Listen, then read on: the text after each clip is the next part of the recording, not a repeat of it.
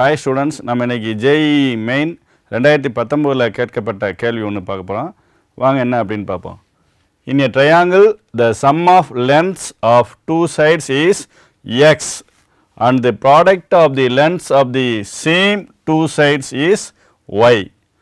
If x squared minus c squared equal to y, where c is the length of the third side of the triangle, then the circumradius of the triangle is அப்படினு நாலு option கொடுத்திருக்காங்க.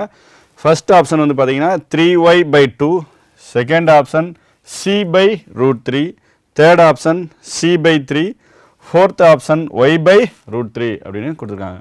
இந்த question வந்து பாத்தீங்கன்னா 11th ஸ்டாண்டர்ட்ல வந்து முக்கோணவியல் சாப்டர்ல வருது. அதுல என்ன டாபிக் அப்படினா முக்கோணத்தின் பண்புகள், ப்ராப்பர்ட்டீஸ் ஆஃப் ட்ரையாங்கிள். இப்போ பார்த்த क्वेश्चन வந்து பாத்தீங்கன்னா தமிழ்ல பார்க்க போறோம்.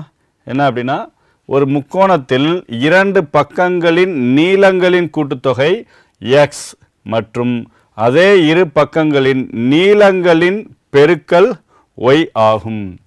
x² - c² = y மற்றும் c என்பது முக்கோணத்தின் மூன்றாவது பக்கத்தின் நீளம் என்றால் முக்கோணத்தின் சுற்றுவட்ட ஆரம் அப்படின்னு நாலு ஆப்ஷன் கொடுத்துருக்காங்க. ஓகேங்களா?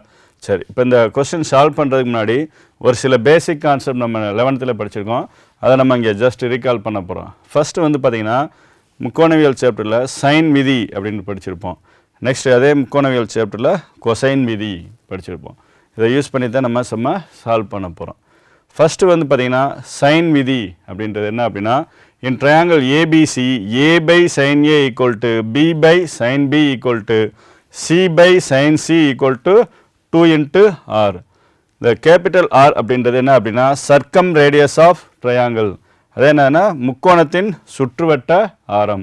இந்த small a, small b, small c என்ன அப்படின்னா முக்கோணத்தின் பக்கங்கள். ஓகேங்களா? இந்த capital A, capital B, capital C அப்படின்றது என்ன அப்படின்னா முக்கோணத்தின் கோணங்கள். நெக்ஸ்ட் வந்து பார்த்தீங்கன்னா கொசைன் விதி என்ன அப்படின்னா இன் triangle ABC cos A = b² + c² - a² / 2bc. அதே மாதிரி தான் cos B = c² + a² - b² / 2ca. Next cos C = a² + b² - c² / 2ab. இந்த கொசைன் விதி வந்து பார்த்தீங்கன்னா ஒரு கோணத்துக்கும் மற்ற மூன்று பக்கங்களுக்கும் உள்ள தொடர்பு. ஓகேங்களா? சரி, ஓகே, இப்போ நம்ம கொஸ்டினுக்கு போவோம். ஒரு முக்கோணம் எடுத்துக்கிறோம். முக்கோணம் ஏபிசி அப்படின்னு நம்ம எடுத்துக்கிறோம். ஏபிசி. இந்த ஏன்ற முனைக்கு எதிர்பக்கம் வந்து ஏ, அதான் BC = A, CA = B, AB = C அப்படின்னு எடுத்துக்கிறோம். ஓகேங்களா? சரி, இப்போ என்ன கொடுத்துருக்காங்க அப்படின்னா sum of lengths of two sides is X அப்படின்னு கொடுத்துருக்காங்க. ஓகேங்களா? இப்போ இந்த ரெண்டு சைடு எடுத்துக்கிறோம், பிசி சிஏ. ஓகேங்களா? இந்த ரெண்டு பக்கத்தை கூட்டினா என்ன கிடைக்குது? எக்ஸ் கிடைக்குது அப்படின்னு எடுத்துக்கிறோம். ஓகேங்களா? அப்போ a + b = எக்ஸ். நெக்ஸ்ட் என்ன கொடுத்துருக்காங்கன்னா and the product of the lengths of the same two sides is Y. அதெல்லாம் பார்த்துங்க, சேம் டூ சைட்ஸ், அதே ரெண்டு சைடை எடுத்து பெருக்கிறோம், வேறு ரெண்டு சைடு இல்லை. ஓகேங்களா? அப்போ என்னது ஏபி தான் இங்கே எடுத்துக்கிட்டோம், அதே தான் பெருக்கிறோம். அப்போ ஏபி = என்னது? ஒய்.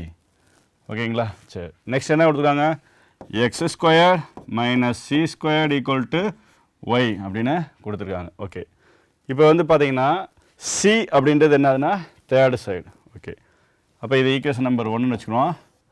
இந்த ஈக்குவேஷன் நம்பர் 1ல் கொண்டு வந்து சப்ஸ்டியூட் பண்ணுவோம். அப்போ இந்த எக்ஸுக்கு இப்போலாம் a + b. அப்போ என்ன வந்துடும்? a + b (² - c² அப்படியே இருக்கும். இந்த ஒய்க்கு பையிலாக ஏபி. ஓகேங்களா? சரி, இப்போ இது என்ன ஃபார்மேஷனில் இருக்குது பாருங்கள், a + b (² ஃபார்மேஷனில் இருக்குது. அப்போ இதை எக்ஸ்பேண்ட் பண்ணுங்கள், என்ன கிடைக்கும்? a² + b² + 2ab - c² = ab. இந்த +2ab அந்த ரைட் சைடு கொண்டு வாங்க. அப்போ என்ன கிடைக்கும்? a² + b² - c² = ab - 2ab. ab - 2ab என்ன கிடைக்கும்? -ab. ஓகே, இப்போ அடுத்த ஸ்டெப் என்ன கிடைக்கும்? a² + b² - c² = -ab. Okay, இப்போ இதை பார்த்தவொன்னே உங்களுக்கு ஒரு ஞாபகம் வரணும். இப்போ பார்த்துருந்தோம். Very good. என்னது? கொசைன் விதி. இங்கே பாருங்கள், A square plus B square minus C square அப்படின்னு வந்திருக்கு. ஸோ அப்போ டினாமினேட்டரில் என்ன வரணும்? 2ab. அப்படி வந்துச்சுன்னா என்ன எடுத்துக்கிறோம்? காஸ் சின்னு எடுத்துக்கிறோம். ஓகேங்களா? ஸோ அப்போ ரெண்டு சைடும் எதால் டிவைட் பண்ணோம்? 2ab-ஆல். இங்கேயும் 2ab-ஆல் டிவைட் பண்ணுங்கள், இங்கேயும் 2ab-ஆல் டிவைட் பண்ணுங்கள். ஸோ அப்போ இது என்ன கிடைக்கும்? A square plus B square minus C square by 2ab equal to இங்கே ஏபி கேன்சல் ஆகிடுச்சுன்னா மைனஸ் 1/2. ஏன்னா இங்கே ஏபி வந்து 0 ஆகாது. ஏயும் 0 இல்லை, பியும் 0 இல்லை. ஏன்னா இது என்ன முக்கோணத்தின் பக்கங்கள்னு கொடுத்துருக்காங்க.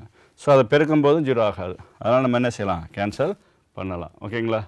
ஓகே. இப்போ வந்து பார்த்திங்கன்னா இது என்ன ஃபார்மேஷனில் இருக்குது அப்படின்னு பார்த்துருந்தோம். கொசைன் விதி.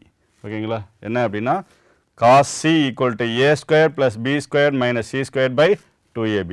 ஸோ இதுக்கு பேர் என்ன எழுதிக்கலாம்? காஸ் சி அப்படின்னு எழுதிக்கலாம். So cos c equal to minus 1/2. ஓகேங்களா? சரி. அப்போ காசோட எந்த வேல்யூக்கு வந்து மைனஸ் 1/2 கிடைக்கும்? பட் வந்து அந்த வேல்யூ வந்து என்ன இருக்கணும்? ட்ரையாங்கிளில் வந்து ஒரு ஆங்கிளாக இருக்கணும். ஓகேங்களா? சரி. அப்போ cos c equal to minus 1/2 அப்படின்னு சொல்லும்போது சியோட வேல்யூ 2π/3, அதாவது 120 டிகிரிக்கு தான் கிடைக்கும். ஓகேங்களா? சரி. எப்படி அப்படின்னா காஸ் ஆஃப் 2π/3 ஈக்குவல் டு இதை எப்படி எழுதிக்கலாம் சொல்லுங்கள்? 2π/3னா 120 டிகிரி. 120 டிகிரி எந்த கால்வெட்ட பகுதியில் அமையும்? ரெண்டாவது கால்வெட்ட பகுதியில். ஸோ இதை எப்படி எழுதிக்கலாம்? Cos of π minus π/3 equal to cos of π minus theta என்ன கிடைக்கும்? மைனஸ் காஸ் தீட்டான்னு கிடைக்கும். ஏன்? ரெண்டாவது கால்வெட்டு பகுதியில் காஸ் வந்து என்னது? நெகட்டிவ். ஸோ அப்போ மைனஸ் காஸ் π/3 அப்படின்னு கிடைக்கும். Equal to minus cos π/3. Cos π/3னா காஸ் 60 டிகிரி. காஸ் 60 டிகிரியோட மதிப்பு என்னது? 1/2. ஸோ அப்போ இது 1/2. ஓகேங்களா? அப்போ காஸ் 2π/3யோட மதிப்பு மைனஸ் 1/2. ஓகேங்களா? சரி.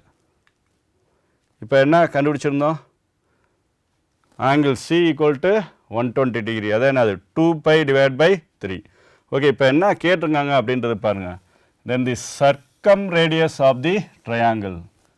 ஓகேங்களா? சரி. இப்போ வந்து பார்த்தீங்கன்னா சர்க்கம் ரேடியஸ் அப்படின்றது என்னது? Capital R. அது என்னது? சுற்றுவட்ட ஆரம். அந்த சுற்றுவட்ட ஆரத்துக்கும் angle C, angle A, angle B இதுக்குள்ள தொடர்பு பயன்படுத்தி ஒரு விதி இருக்குது. என்னது? Very good. கொசைன் விதியா சைன் விதியா சொல்லுங்கள்? Very good. சைன் விதி. அப்போ அதை யூஸ் பண்ணி தான் நம்ம இங்கே செய்ய போகிறோம். a/sin a equal to b/sin b equal to c/sin c equal to 2r. ஓகேங்களா? சரி. இப்போ இந்த ரெண்டையும் பாருங்கள். ஆங்கிள் ஏவோ ஆங்கிள் பிலாம் இல்லை. ஓகேங்களா? ஆங்கிள் சி தான் இருக்குது. ஸோ இதை மட்டும்தான் எடுத்துக்கிற போகிறோம். ஓகேங்களா? சரி. அப்போ என்ன எடுத்துக்கிறோம்? c/sin c equal to 2r. ஓகேங்களா? சரி. அப்போ இந்த இடத்துல வந்து பார்த்திங்கன்னா நம்மளுக்கு தேவை ஆர் மட்டும்தான் வேணும். ஸோ இந்த 2 இங்கே ஒன்று தரலாம். ஸோ அப்போ ஆர் ஈக்குவல் டு என்ன கிடைக்கும்? c/2 sin c. இங்கே சி அப்படின்றது என்னது? 120 டிகிரி. Capital C. ஓகேங்களா? இந்த இடத்துல சி அப்படின்றது கேபிட்டல் சி. அதான் ஆங்கிள். ஓகேங்களா? அப்போ சப்ஸ்டியூட் பண்ணுங்கள். அப்போ என்ன கிடைக்கும்? c/2 into sin 120 degree.